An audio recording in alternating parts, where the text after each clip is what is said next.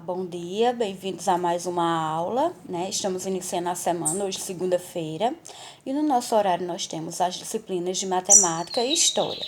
Então, para matemática, hoje nós vamos estudar a multiplicação com números decimais. Então, o título aqui é Multiplicação de decimal por dezena, centena e milhar. Um pequeno produtor rural fez uma programação de produção de 2 produtos para o próximo ano. Veja a programação. Então, agora a gente vai ver a situação, problema, e depois eu vou explicar o cálculo, né? Então, ele programou, nessa associação, ela programou para que eles produzissem a soja 3,5 toneladas por mês e o amendoim 0,75 toneladas por mês. Os meses de junho e julho ficaram de fora da meta por causa do inverno. Então, vocês têm que lembrar aí que vocês têm que retirar o mês de junho e de julho, porque é mês de inverno. Então, eles não vão calcular esses 2 meses. Aí, agora a gente tem uma perguntinha.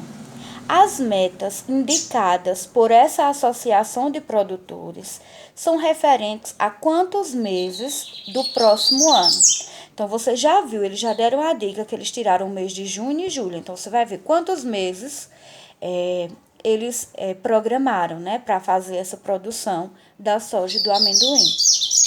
No segundo pontinho, se as metas forem cumpridas, de quanto será a produção total de soja e a produção total de amendoim? Então, você pode organizar aí nessa tabela. Essa tabela tem um espaço bem bom para vocês calcularem.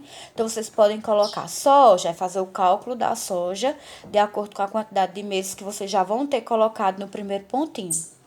E depois coloca amendoim e faz o cálculo do amendoim, né, de acordo com a quantidade de toneladas que foi indicado na situação problema que eu acabei de ler. E abaixo, depois dos 2 cálculos, né, o cálculo da produção de soja e o cálculo do amendoim, vocês vão colocar a resposta aí, qual foi a produção total, tanto de soja como de amendoim, tá certo? Aí aqui abaixo a gente tem, né, a imagem de uma plantação de soja, né, de um equipamento, né, uma máquina que faz a colheita da soja. E agora a gente vai para a página seguinte. Na página seguinte, diz assim: com base nos resultados obtidos na página anterior, preencha a tabela a seguir. Aí a gente tem aqui a tabela, a gente tem a meta, a gente tem a unidade e a gente tem a parte decimal. Essa parte aqui é um quadro de valor posicional, tá vendo? E aqui são as metas. Então, a primeira meta é soja por mês. A segunda, soja em 10 meses. Depois, amendoim por mês e amendoim em 10 meses. Então, de acordo lá com a situação, problema que a gente estudou, a gente leu, vocês vão preencher esta tabela, tá certo? Então, lá dizia que a soja por mês, eles tinham a previsão de quanto? Aí você vai encaixar um número aqui no quadro de valor posicional. Lembrando, né, que a gente tem a parte das unidades simples e a parte dos números decimais. Então, tem sempre que estar atento quando a gente vai representar no quadro de valor posicional. Aí, depois que você já calculou, né, a soja, nos 10 meses, aí coloca aqui o valor que deu, o amendoim por mês e o amendoim nos 10 meses, aí você vai calcular e vai colocar aqui. Quer dizer, você já calculou lá no segundo pontinho. Letra A. Das metas mensais para as de 10 meses de cada produto, o que aconteceu com a posição dos algarismos? Então, depois que você representou aqui no quadro de valor posicional, aí você vai perceber o que foi que aconteceu com os algarismos. Sofreram uma mudança. O que foi que aconteceu? Né? Que a gente sempre já debateu sobre isso, né? No caso da multiplicação. Então, vocês vão responder aqui de acordo com o que vocês observaram. B. Se essa meta fosse mantida por 100 meses, quantas toneladas de amendoim seriam produzidas? Então, aqui, lá no segundo pontinho, você pode usar a adição, né? Porque são os 10 meses e você vai calcular os 10 meses da produção desses 2 produtos. Mas aqui, como o espaço é pequeno e a gente está estudando a multiplicação de números decimais, então vocês vão calcular aí através da multiplicação. Lembrando, minha gente, que como é cálculo por 10, por 100, vocês podem usar aquela regrinha, né? Que a gente estudou quando os números são multiplicados por números terminados com zero, né? Vocês lembram? Então, quando multiplicado por 10 e assim por diante. Por 10, 100, 1000. Aí vocês vão fazer o cálculo nesse retângulo da letra B e colocar a resposta. Aí o outro pontinho. Você deve ter percebido que, quando multiplicamos por 10, aumentamos uma ordem de cada algarismo. E quando multiplicamos por 100, aumentamos duas ordens. Assim, o que deve acontecer ao multiplicarmos um número por 1000 ou por 10.000? Então, se você já sabe que por 10 vai aumentar uma ordem, por 100 vai aumentar duas ordens, então por 1000 e por 10.000 vão aumentar quantas ordens? Você vai escrever aí. Assim como vimos no capítulo 1, ao multiplicarmos o número por 10, 100, 1000 e etc., aumentamos as ordens dos algarismos, inteiros e decimais, em uma quantidade igual a de zeros do multiplicador. Então, é aquilo que eu disse. Se eu multiplico por 10, o número 10 tem um zero, então eu vou aumentar uma ordem. Se eu multiplico por 100, o 100 tem dois zeros, então eu vou aumentar duas ordens. E assim sucessivamente. Então, para hoje em matemática, é a resolução, né, dessas questões da página 55 e 56. Na próxima aula, minha gente, eu espero que todos já tenham realizado essa atividade, porque eu vou fazer a correção. Porque não é justo você já pegar a respostinha pronta, né? Você tem que primeiro tentar. Não se preocupe se você tiver dificuldade, você achar que não acertou. Não tem problema, você tentou. Então, na próxima aula, quando eu for corrigir com vocês, aí você vê naquilo que você errou, naquilo que você acertou, aí você vai poder sanar essa sua dificuldade, né? Através da minha explicação, tá certo? Então, agora nós vamos para a história. Bem, minha gente, na última aula de história, né, eu passei para vocês uma atividade onde vocês iam ler um texto aí nessa seção Regionalize-se, que era na página 41. Então, você ia ler esse texto e ia responder as questões. Então, agora eu vou corrigir junto com vocês. Então, vamos fazer primeiro a leitura para a gente relembrar. São Francisco do Sul, localizada na ilha de mesmo nome, é a cidade mais antiga do estado de Santa Catarina. Sua primeira ocupação foi feita por espanhóis em 1553, que ficaram por lá durante certo tempo. Depois, a região foi ocupada por portugueses e habitantes do arquipélago dos Açores. Hoje em dia, a cidade de 42 mil moradores apresenta diferentes atrações turísticas.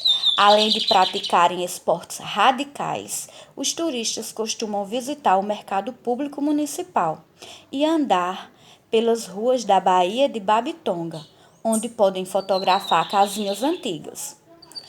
Na região do Porto encontra-se o Museu Nacional do Mar, espalhado em diferentes prédios e armazéns. Esse museu possui grande quantidade de embarcações em tamanho real e em miniatura. Então, esse era o texto que vocês iam ler e agora a gente vai para a correção das questões. Na primeira questão, dizia assim. Perguntava-se da seguinte forma: quem foram as primeiras pessoas a ocupar a cidade de São Francisco do Sul e em que ano isso ocorreu? Então, as primeiras pessoas, né, foram os espanhóis no ano de 1553. Então, tem logo ali no início do texto, né? Então, quem colocou os espanhóis no ano de 1553 está correto. 2. Quais são as atrações turísticas da cidade de São Francisco do Sul? Então, são os esportes radicais, o mercado público municipal, as casinhas antigas das ruas da Baía de Babitonga e o Museu Nacional do Mar na região do Porto. Então, quem colocou isso está correto. Quem colocou alguns esqueceu outros, aí você pode complementar agora a sua resposta. Questão 3. Você já visitou a cidade de São Francisco do Sul? Provavelmente não, né? Pode ser que isso já é uma surpresa, mas eu acredito que nenhum de vocês visitou, né, essa cidade. Mas se houver uma surpresa e alguém tiver visitado, né, você iria dizer que a atração turística você gostaria de conhecer lá. Se você não foi, você pode responder que não foi e pode também dizer qual você gostaria de conhecer de acordo com o que foi citado aqui como atração turística nessa cidade, tá certo? Então, quem respondeu assim dentro dessa situação que eu citei aqui está correto. Então, pronto, o exercício está corrigido, agora nós vamos para um textinho que a gente tem aí na página 42. Diz o seguinte: primeiras reformas. A criação de vilas e cidades planejadas surgiu quando os portugueses se preocuparam em organizar os lugares que seriam usados como centros de decisões políticas, religiosas e comerciais do governo.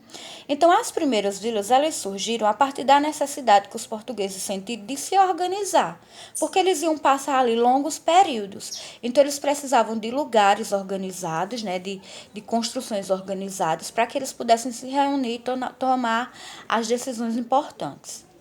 É nesse período que algumas cidades, como Salvador, na Bahia, fundada em 1549, e o Rio de Janeiro, fundado em 1565, foram reestruturadas de acordo com um traçado quadriculado na construção de ruas e bairros.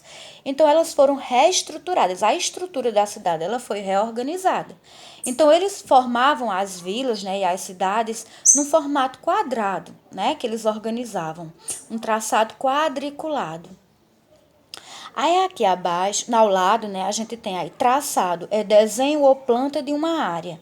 E aqueduto, que a gente vai ler lá abaixo, é obra construída para levar a água de um lugar para o outro. Aí aqui abaixo a gente tem, né, uma imagem e diz o seguinte na legenda: a obra vista de uma parte da cidade e do grande arqueduto do Rio de Janeiro, do pintor francês Jacques Etienne Arago. Foi feita entre os anos de 1820 e 1821. Então, é uma tela, né? Observe na reprodução da tela como a rua é alinhada e como os arcos do arqueduto são idênticos. A cidade do Rio de Janeiro foi uma das que tiveram planejamento durante sua história. Então, o arqueduto é essa parede aqui, ó, né? Então, veja que os espaçamentos aqui, eles são muito iguaizinhos, né? Ó, veja que o tamanho é bem igualzinho. E as ruas, você veja que são as casas bem alinhadas. Aí continua o texto aqui, né? É bom vocês irem acompanhando a leitura. Nas vilas que cresceram em regiões de mineração de pedras preciosas, como Vila Rica, hoje Ouro Preto, né? Hoje é chamada a cidade de Ouro Preto, mas antes ela era chamada de Vila Rica por conta da quantidade, né, de mineração que existia lá. Foram criados grandes e belos casarões e igrejas, onde ocorriam reuniões políticas, festas e cerimônias religiosas.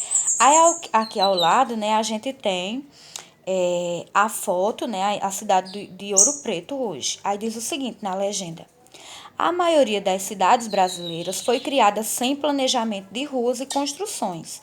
Com o tempo, mudanças adequaram as antigas cidades aos novos tempos.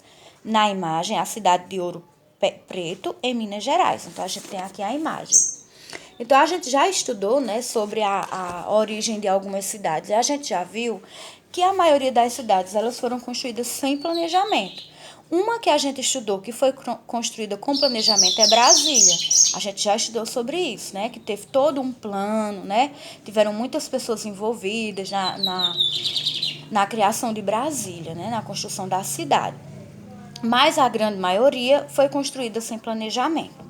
Então, agora, nós vamos para a página seguinte. Olha, quem achar necessário fazer uma leitura novamente é importante. Porque, como eu digo direto a vocês, nem sempre na primeira leitura que a gente faz, a gente compreende, né? Eu gosto aqui de ler para vocês irem acompanhando, porque às vezes a leitura da professora fica mais clara, né?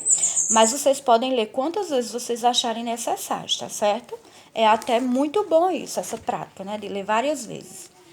Aí agora, dando continuidade a esse conteúdo, a gente vai aí para a atividade interpretando.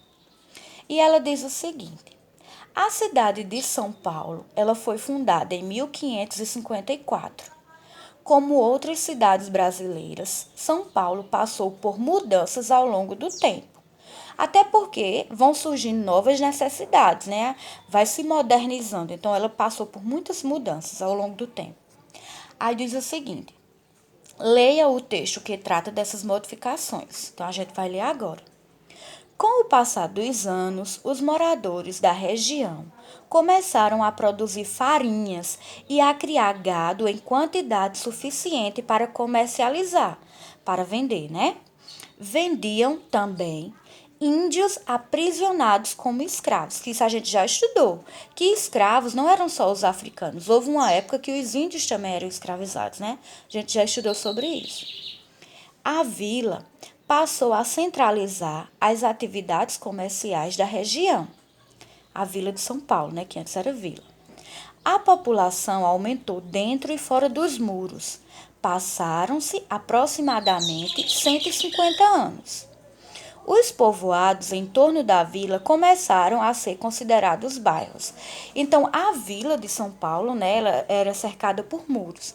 Então, dentro já começou a aumentar o número de moradores. E ao redor, do lado de fora dos muros, foram surgindo, né, comunidades e a partir da passagem dos anos, essas novas comunidades, essas novas vilas que se criaram a partir do entorno da cidade de São Paulo, que naquela época ainda não era cidade, elas foram se tornando bairros, foram sendo chamados de bairro. Então, elas passaram a pertencer à cidade de São Paulo. Aí agora, esse texto é de Mariângela Bueno, né? É importante a gente sempre ler a autoria do texto. Aí agora a gente vai para as questões que vocês vão realizar em casa, né? E na próxima aula eu faço a correção.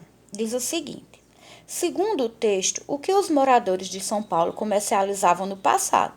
Essa resposta aqui ela é bem fácil porque ela está no texto, né? Ela está bem aparente no texto. 2. O que ocorreu com a população da cidade ao longo do tempo? Então, se você não lembra, a partir da minha leitura, leia novamente. Aí você vai encontrar o que é que aconteceu com a população ao longo do tempo. 3. Depois de 150 anos, o que aconteceu com os povoados em torno de São Paulo? Também diz no texto, está bem explícita a resposta no texto. 4. Atualmente, já se passaram mais de 400 anos desde a fundação da cidade de São Paulo. Muitas mudanças ocorreram desde então. Pesquise uma imagem da cidade de São Paulo nos dias de hoje e colhe-a no espaço a seguir, tá certo?